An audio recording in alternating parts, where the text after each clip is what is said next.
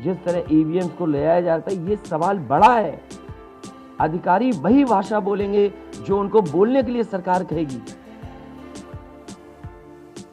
वो नहीं चाहते कि ओम प्रकाश राजभर जी क्या भूल गए, इलेक्शन कमीशन याद नहीं है? ओम प्रकाश राजभर जी नॉमिनेशन के लिए गए, इनको अपमानित नहीं किया गया?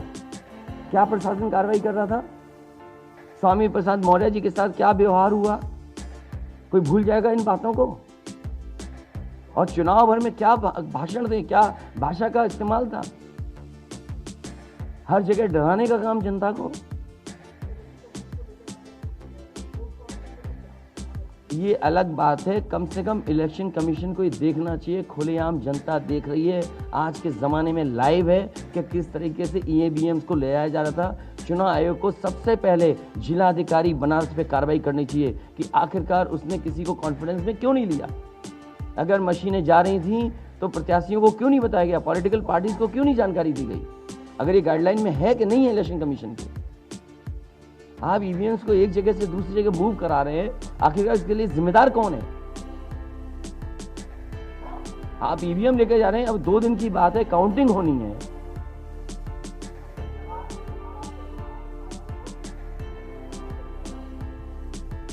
जैमर इसलिए कि कई लोग आशंका इस बात की व्यक्त कर रहे हैं कि हो सकता है कि टेक्नोलॉजी ऐसी हो जहां पर मैनिपुलेशन किया जा सके, इसलिए कहीं ना कहीं देखा जाना चाहिए इस बिंदु को भी।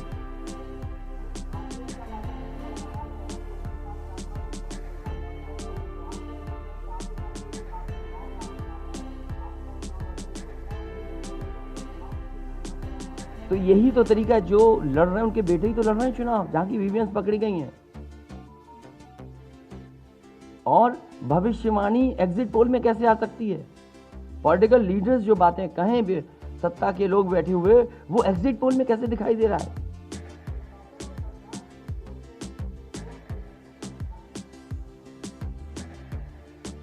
आपको ये देखना चाहिए जो एग्जिट पोल कर रहे हैं क्या मुनाफे के लिए कर रहे थे? जो कंपनियां बड़ी बड़ी, सर्वे का पैसा कौन दे रहा है उनको?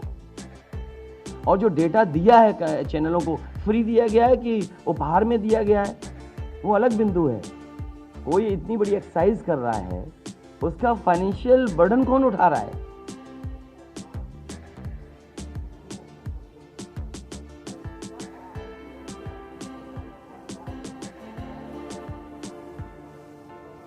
ये तो बातें, ये सच कह रहे हैं आप, जो बात, ये जो सवाल के रूप में जानकारी दे रहे हैं, ये सच्चाई है।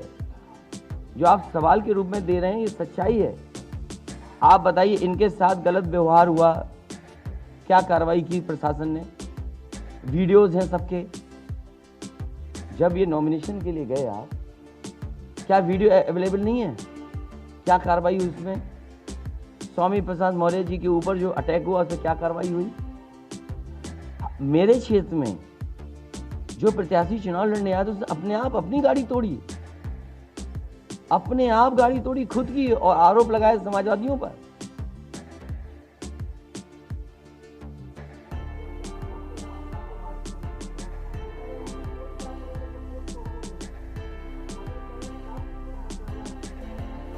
नहीं, शांतिपूर्ण मतगणना के लिए तो हम भी अपील कर रहे हैं, लेकिन सावधान रहें। अगर वोट दिया है तो वोट को बचाए भी तो सही। अगर ईवीएम्स खुली सड़क पे इस तरह जाएंगी, आप क्या उम्मीद करोगे? आपके बैलेट पेपर पकड़े जा रहे हैं। आपके लखनऊ में ही एक गाड़ी पकड़ी गई थी, उसके अंदर क्या क्या था? वो कहते वो तो हर गाड़ी में टूल बॉक्स होता है। तो टूल बॉक्स में इतना बड़ा हथौड़ा थोड़ी होता है कि आप ताला तोड़ दो। वोट बचाने के लिए कहीं ना कहीं हमें एक अखंड प्रहरी की तरह काम करना पड़ेगा। और अगर हमारे किसान इतने दिनों बैठ सकते हैं, अब तो 3 दिन की बात है, 3 दिन तो बैठना ही पड़ेगा, नहीं तो ये प्रशासन के लोग बैठ करके चोरी करा देंगे। और मामूली चोरी है वोट की, ये लोकतंत्र के साथ है। लोगों को ये भूलना नहीं चाहिए आपके पड़ोसी देशों में क्या हो रहा है।